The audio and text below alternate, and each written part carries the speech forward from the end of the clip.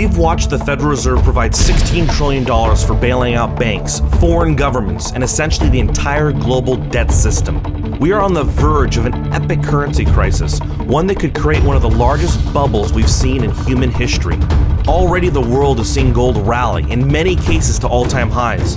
The Russian ruble collapsed and gold soared. As the euro earlier this year was almost in free fall, gold rallied big in euros. And when the Swiss central bank decided to devalue their currency with negative interest rates, gold spiked in francs. In the last 6 months, Brazil has seen gold rally back to a near all-time high, something we're seeing in almost every nation but the US, at least so far. Gold is the only true hedge against these central banks, and it's responding to the fiat currency war. Gold tends to have a direct response for central banks who give their local citizens discomfort in the value of their currency. But what happens when the central bank is managing the currency of choice for the entire world? What happens when the entire world wants to exchange their US dollars for gold? Either because of an action the Federal Reserve takes or because the US passes a key psychological number with the markets, like say $20 trillion of debt. Already we are seeing China and Russia begin to hoard gold, with Chinese demand skyrocketing the past 5 years. China, by the way, is both the world's largest gold producer and biggest importer. So not only are they accumulating gold by the truckload, not 1 ounce produced is leaving their shore. China, across the board, is preparing for something big in our currency markets. Last year, China partnered with Brazil, Russia, and South Africa to form a competing bank to the World Bank, which is controlled by the West.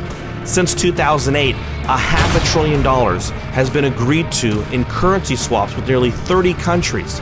The world has an unease about the dollar system, with Russian President Vladimir Putin going as far as saying the dollar monopoly is damaging to the Russian economy.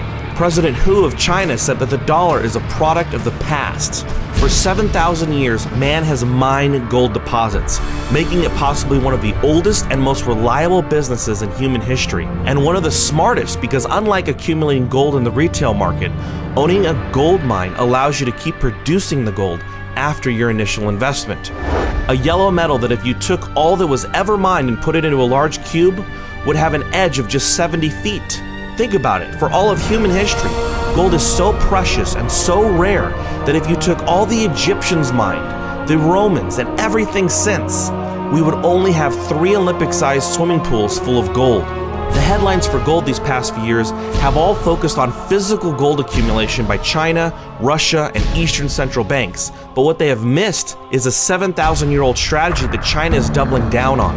According to data compiled by Bloomberg, in 2013, asset purchasers by Hong Kong and mainland miners increased to a record $2.2 billion. China is buying gold mines at a record, something completely missed by both the mainstream investor and even the gold analysts who tend to only focus on the bullion sales, which haven't been disclosed officially since 2009. Although according to Bloomberg, based on trade data, the physical bullion stockpile has likely tripled since then. China, who is aggressively buying gold, would spark an event if it disclosed how much gold it now has stockpiled. But imagine the true disclosure of how much gold they have when you add up all their deposits, not just in China, but offshore. $2.2 billion spent offshore in 2013 is equivalent to 46 metric tons of physical gold. But when buying gold deposits in the ground, this could be upwards of 5,000 metric tons, even 10,000 metric tons. And that is just 1 year of record mine buying from China. In October, China may be preparing to update its disclosed bullion holdings because policymakers are pressing to add the yuan to the International Monetary Fund's basket of currency, known as the SDR. China will only be revealing physical bullion above ground, but nothing will be said of their mine acquisitions. This strategy that China has taken of dramatically increasing their exposure to gold through deposit acquisitions can be also implemented by individual investors by focusing on specific gold companies who, in the midst of a commodities bear market and global currency war, are out acquiring already established gold assets, partnering with strategic investors like Rick Rule, Eric Sprott, and Doug Casey.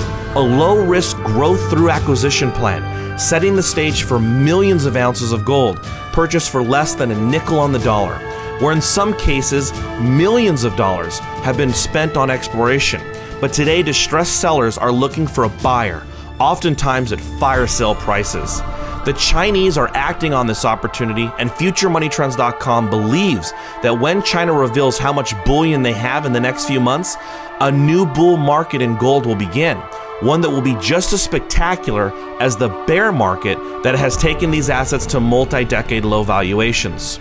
To accelerate your gold accumulation strategy with ounces in the ground, visit FutureMoneyTrends.com/China.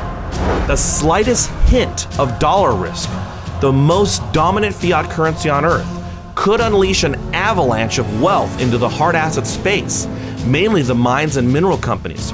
You see, when you've got tens of millions of dollars or even billions like Li Ka-shing or Bill Gates, buying up physical commodities is completely unrealistic.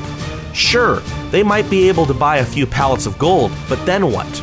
When this commodity boom that we see coming happens, the smart money is going to flood into the business that own these assets, that own minerals in the ground by the ton. It's only a matter of, do these investors bull rush into these assets due to greed or flee into these assets due to fear of a currency crisis? We're not sure at this point, but we do see the latter just as much of a possibility. The dollar has rallied big as of late, but that's not because anything has improved with the US. In fact, it's just the opposite. The national debt for the US is nearing 20 trillion. What has benefited the US dollar is global uncertainty. Essentially, the dollar is the tallest midget in the room when it comes to paper money, which is why we see hard assets like gold, silver, oil, uranium, and copper soaring very soon against the US dollar. To implement the Chinese strategy and accelerate your gold accumulation, visit FutureMoneyTrends.com/China. That's FutureMoneyTrends.com/China.